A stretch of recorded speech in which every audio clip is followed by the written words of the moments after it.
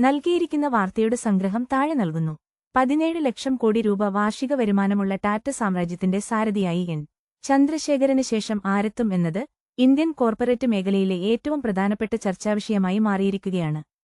നിലവിലെ ചെയർമാന് 6 മാസത്തെ കാലാവധി ബാക്കിയുള്ളതിനാൽ അതിവേഗത്തിലുള്ള നടപടികൾക്ക് സാധ്യത കുറവാണ്. ടി.വി. നരേന്ദ്രൻ, സൗരഭ് അഗർവാൾ, ശൈലേഷ് ചന്ദ്ര എന്നിവരുടെ പേരുകളാണ് സാധ്യതാ പട്ടികയിൽ മുൻനിരയിലുള്ളത്. ടാറ്റ സ്റ്റീൽ ഗ്ലോബൽ മാനേജിംഗ് ഡയറക്ടറും മലയാളിയുമായ T V. Narendran, Tata sons group കമ്പനികളുടെ CFO Saurabh Agarwal, Tata motors passenger vehicle MD Shailesh Chandra എന്നിവരിലൊരാളാകും അടുത്ത ചെയർമാൻ എന്നാണ് പ്രധാന അഭ്യൂഹം. ഇതിനു പുറമെ ടാറ്റ കെമിക്കൽസ് ലിമിറ്റഡിന്റെ രാമകൃഷ്ണൻ മുകുന്ദൻ, ടാറ്റ പവറിന്റെ പ്രവീർ സിൻഹ എന്നിവരുടെയും പേരുകൾ പരിഗണിക്കപ്പെടുന്നുണ്ട്. ടാറ്റ കുടുംബത്തിൽ നിന്നുള്ള നോയൽ ടാറ്റയുടെ മകൻ നെവിൽ ടാറ്റയുടെ പേര് മറ്റൊരു അപ്രതീക്ഷിത സാധ്യതയായി ഉയരുന്നുണ്ട്. ഫാഷൻ റീറ്റെയിൽ ബ്രാൻഡായ ട്രെൻഡിൽ പ്രവർത്തിക്കുന്ന 32-കാരനായ നെവിൽ, സുഡിയോ ബ്രാൻഡിന്റെ വിജയത്തിനു പിന്നിൽ പ്രവർത്തിച്ച പ്രമുഖനാണ്. നോയലിന്റെ മകൾ മായ ടാറ്റയുടെ പേരും ചർച്ചകളിലുണ്ടെങ്കിലും സാധ്യത വളരെ കുറവാണ്.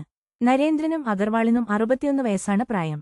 എക്സിക്യൂട്ടീവുകളുടെ പെൻഷൻ പ്രായം 65 ആയതിനാൽ 5 വർഷം കാലാവധിയുള്ള പദവിയിലേക്ക് ഇവരെ പരിഗണിക്കുന്നത് സംബന്ധിച്ച് ചർച്ചകൾ നടക്കുന്നുണ്ട്. 2011-ൽ സൈറസ് മിസ്ത്രിയെ നിയമിച്ചതിന് സമാനമായി പുറത്തുനിന്നുള്ള ഒരാളെ കണ്ടെത്തുമോ എന്ന സംശയവും നിലവിലുണ്ട്.